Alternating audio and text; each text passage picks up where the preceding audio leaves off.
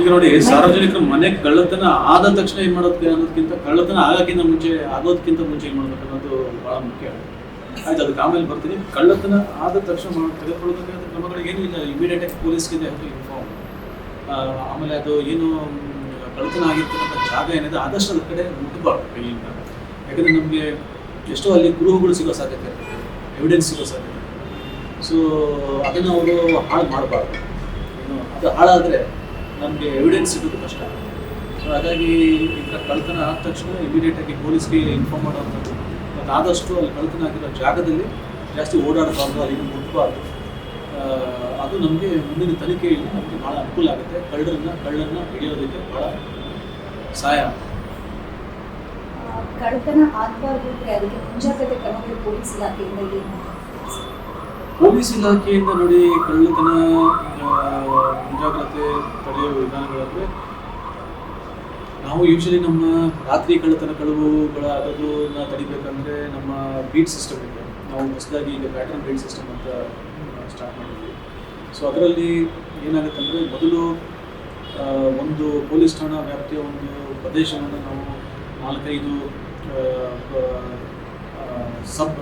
ಸಬ್ area ಅಂತ ಹೇಳ್ತೀವಿ. ಅದನ್ನು ನಾವು ಒಂದು ವಿಂಗಡಣೆ ಮಾಡಿ 4-5 ಏರಿಯಾಗಳನ್ನ ಒಂದು ಠಾಣೆಗೆ ಬಂದರೆ 4-5 ಏರಿಯಾಗಳಿಗೆ 4-5 ಬೀಟ್ಗಳನ್ನು ನಾವು ಅಳವಡಿಸ್ಕೊಳ್ತಾ ಇದ್ದೀವಿ. ಈಗೇನಾಗಿದೆ, ಈಗ ನಮ್ಮ ಬೀಟಲ್ಲಿ ಇರ್ತಕ್ಕಂಥ ಎಲ್ಲ ಏನು ಪೊಲೀಸರು ಇರ್ತಾರೆ ಅವರು ಕಂಪ್ಲೀಟ್ ಫುಲ್ ಏರಿಯಾ ಕವರ್ ಮಾಡ್ತಾರೆ. ಒಂದು ಪ್ಯಾಟರ್ನ್ ಅಂತ ಕೊಟ್ಟಿರ್ತೀವಿ, ಎಲ್ಲಿ ಕಳ್ಳತನಗಳು ಜಾಸ್ತಿ ಆಗ್ತವೆ,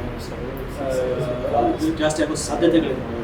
ಈ ಹಳೆಯ ಹಿಸ್ಟ್ರಿ ಇಲ್ಲ, ನಮ್ಮ ಇತಿಹಾಸ ಅಂದರೆ ಹಣ ಇತಿಹಾಸದಲ್ಲಿ ಎಲ್ಲೆಲ್ಲಿ ಕಳ್ಳತನಗಳು ಜಾಸ್ತಿ ಆಗಿವೆ ಅಂತ ಪಾಯಿಂಟ್ಗಳನ್ನ ನಾವು ಸೆಲೆಕ್ಟ್ ಮಾಡಿ ಆ ಪಾಯಿಂಟ್ಗಳಲ್ಲಿ ಜಾಸ್ತಿ ನಾವು ನಮ್ಮ ಪೊಲೀಸರು ಅಲ್ಲಿ ಬೀಟ್ ವ್ಯವಸ್ಥೆ ಮಾಡುವಂಥ ವ್ಯವಸ್ಥೆಗೆ ನ್ಯೂ ಪ್ಯಾಟರ್ನ್ ಬೀಟ್ ಸಿಸ್ಟಮ್ ಮಾಡ್ಬೋದು. ಸೊ ಅದರಿಂದ ಸ್ವಲ್ಪ ನಮಗೆ ಕಂಟ್ರೋಲ್ ಸಿಕ್ಕಿದೆ, ಆ ಕಳ್ಳತನಗಳು ಕಡಿಮೆ ನಾವು ಅದು ಒಂದು. ಆಮೇಲೆ ಇನ್ನೊಂದು ಮುಂಜಾಗ್ರತೆ ಕ್ರಮವಾಗಿ ನಮ್ಮಲ್ಲಿ MOB ಕಾರ್ಡ್ ಹೋಲ್ಡರ್ಸ್ ಅಂತ ಅಲ್ಲಿ ಹಳೆ ಕಳ್ಳತನಗಳಾಗಿರ್ತಾವೆ. ಯೂಶಲಿ ಕಳ್ಳತನ ಮಾಡೋ ಏನು ಕಳ್ಳರು ಇರ್ತಾರೆ ಅವ್ರು ಆ ಚಾಳಿನ ಬಿಡೋದಿಲ್ಲ. ಅದಕ್ಕೆ ನಾವು MOB ಅಂತ ಹೇಳ್ತೀವಿ. ಅವ್ರು ಮತ್ತೆ ಅದನ್ನು ಮಾಡ್ತಾನೆ ಇರ್ತಾರೆ. ಸೊ ಹಾಗಾಗಿ ಅಂಥವ್ರು ಯಾರಾದರೂ ಹಳೆಯ ಕಳ್ಳತನ ಮಾಡ್ತಕ್ಕಂಥ ಕಳ್ಳರು ಯಾರಾದರೂ ಇದ್ದರೆ ಅಂಥವ್ರನ್ನ ಕರ್ಕೊಂಬರೋವಂಥದ್ದು, ಅಂಥವ್ರನ್ನ ವಿಚಾರಣೆ ಮಾಡ್ತಕ್ಕಂಥದ್ದು. ಮತ್ತು ಈಗ ಜೈಲಿಂದ ರಿಲೀಸ್ ಆಗಿರ್ತಕ್ಕಂಥ ಯಾರಾದರೂ ಕಳ್ಳರಿದ್ದರೆ ಅವರು ಯಾರು ರಿಲೀಸ್ ಆಗಿದ್ದಾರೆ, ಅವರು ಎಷ್ಟು ದಿವಸದಿಂದ ರಿಲೀಸ್ ಆಗಿದ್ದಾರೆ, ಅವ್ರ ಮನೆಗಳಲ್ಲಿ ಆ ಥರ ಆ ಮನೆಗೆ ಹೋಗಿ ಅವ್ರನ್ನ ಮಾತಾಡಿಸ್ತಕ್ಕಂಥದ್ದು. ಏನು ಕೆಲಸ ಮಾಡ್ತಾಯಿದೆ ಇತ್ತೀಚೆಗೆ ಜೈಲಿಂದ ಬಂದಮೇಲೆ ಎಲ್ಲಿಗೆ ಹೋಗ್ತಾ ಇದೆಯಾ, ಆ ಥರದ್ದೆಲ್ಲ ಅವ್ರಿಗೆ ಒಂದು ಸರ್ವೇಲೆನ್ಸ್ ಅಂತ ಹೇಳಿದ್ರು. ಅದನ್ನೆಲ್ಲ ಮಾಡಿದಾಗ ನಮಗೆ ಸ್ವಲ್ಪ ಕಂಟ್ರೋಲ್ ಸಿಗೋ ಸಾಧ್ಯತೆ ಇರ್ತದೆ. ಕಳ್ಳತನಗಳನ್ನ ಅವಾಯ್ಡ್ ಮಾಡೋ ಸಾಧ್ಯತೆ ನಮಗೆ ಪೊಲೀಸ್ ಇಲಾಖೆಗೆ ಜಾಸ್ತಿ ಸಾಧ್ಯತೆಗಳಿರ್ತವೆ. ಇದು ಪೊಲೀಸ್ ಇಲಾಖೆಯಿಂದ ಮಾಡ್ತಕ್ಕಂಥದ್ದು ಒಂದು. ಎರಡನೇದು ಸಾರ್ವಜನಿಕರ ಕಡೆಯಿಂದ ಮಾಡ್ತಕ್ಕಂಥದ್ದು ಸಾಕಷ್ಟಿದೆ. ಅವರು ಕೂಡ ನಮಗೆ ಕೈ ಜೋಡಿಸಿದ್ರೆ ಅದು ಇದಕ್ಕೆ ಸಂಪೂರ್ಣವಾಗಿ ನಾವು ಈ ಕಳ್ಳತನಗಳನ್ನ ನಾವು ತಡೆಗಟ್ಟಬಹುದು. ಸೊ ಈಗ ಸಾರ್ವಜನಿಕರು ಏನು ಮಾಡ್ಬೋದು ಅಂದರೆ, ಈಗ ನೋಡಿ, ಉತ್ತಮವಾದ ಡೋರ್ ಲಾಕನ್ನು ಹಾಕ್ತಕ್ಕಂಥದ್ದು, ಅವರ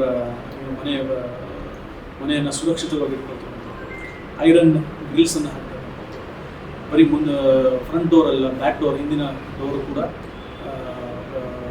ಭಾಳ ಸುರಕ್ಷತೆಯಿಂದ ನೋಡ್ಕೊಳ್ತಕ್ಕಂಥದ್ದು. ಆಮೇಲೆ ಈ ಪ್ಯಾಡ್ಲಾಕ್ಗಳನ್ನು ಹಾಕೋದನ್ನು ತಪ್ಪಿಸ್ಬೇಕು. ಪ್ಯಾಡ್ಲಾಕ್ ಅಂತ ಆದಷ್ಟು ಡೋರ್ ಲಾಕ್ ವ್ಯವಸ್ಥೆ ಮಾಡಿಕೊಂಡ್ರೆ ಅದು ಕಳ್ಳರಿಗೂ ಕೂಡ ಅದನ್ನು ಬ್ರೇಕ್ ಮಾಡೋದಕ್ಕೆ ಸುಲಭ ಇರುತ್ತೆ. ಆಮೇಲೆ ಆದಷ್ಟು ಬೆಲೆ ಬಾಳುವ ಚಿನ್ನಾಭರಣಗಳನ್ನೆಲ್ಲ ಬ್ಯಾಂಕಲ್ಲಿ ಇರ್ತಕ್ಕಂಥದ್ದು, ಲಾಕರ್ ಇರ್ತಕ್ಕಂಥದ್ದು, ಮನೇಲಿ ಜಾಸ್ತಿ ಇಟ್ಕೊಳ್ಳೋ ಅವಶ್ಯಕತೆ ಇಲ್ಲದೆ ಇದ್ದಾಗ ಬ್ಯಾಂಕಲ್ಲಿ ಲಾಕರಲ್ಲಿ ಇಟ್ಕೊಳ್ಳೋಂಥದ್ದು ಮಾಡಿದ್ರೆ ಒಳ್ಳೆಯದು. ಆಮೇಲೆ ಎಲ್ಲ ಊರಿಗೆ ಹೋದಾಗ ನಾವು ಇತ್ತೀಚೆಗೆ ನೋಡಿದ್ದೀವಿ, ಹಬ್ಬದ ಸಮಯದಲ್ಲಿ ಈ ದೀಪಾವಳಿ ಟೈಮಲ್ಲಿ ಎಲ್ಲ ಊರಿಗೆ ಹೋಗ್ಬಿಡ್ತಾರೆ. ಅಂಥ ಸಮಯದಲ್ಲಿ ಕಳ್ಳತನಗಳು ಜಾಸ್ತಿ ಆಗ್ತದೆ. ಅಂಥ ಸಂದರ್ಭದಲ್ಲಿ ಅಕ್ಕಪಕ್ಕ ಮನೆಯವರು ಯಾರೋ ಅವ್ರಿಗೆ ನೇಬರ್ಸ್ ಒಳ್ಳೆಯವರು ಇರ್ತಾರೆ, ಅವ್ರಿಗೊಂದು ಮಾತು ತಿಳಿಸ್ಕೊಡ್ತಕ್ಕಂಥದ್ದು, ಲೈಟ್ ಹಾಕಿ ಹೋಗ್ತಕ್ಕಂಥದ್ದು, ಮತ್ತು ಲೋಕಲ್ ಪೊಲೀಸ್ ಠಾಣೆಗೆ ಒಂದು ಮಾಹಿತಿಯನ್ನು ನೀಡಿ ಹೋಗ್ತಕ್ಕಂಥದ್ದು. ಅವಾಗ ಲೋಕಲ್ ಪೊಲೀಸರು ಕೂಡ ಅಲ್ಲಿ ಸ್ವಲ್ಪ ಸರ್ವೇಲೆನ್ಸನ್ನು ಜಾಸ್ತಿ ಮಾಡ್ತಾರೆ.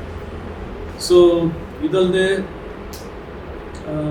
ಆದಷ್ಟು ಏನಾದರೂ ಮನೆಯಲ್ಲಿ ಚಿನ್ನಾಭರಣಗಳು ಇದ್ದಲ್ಲಿ ಇಡಲೇಬೇಕಾದ ಸಂದರ್ಭಗಳಲ್ಲಿ ಮತ್ತು ಹೋಗಲೇಬೇಕಾದಂಥ ಸಂದರ್ಭಗಳಲ್ಲಿ ಯಾರಾದರೂ ಸಂಬಂಧಿಕರನ್ನ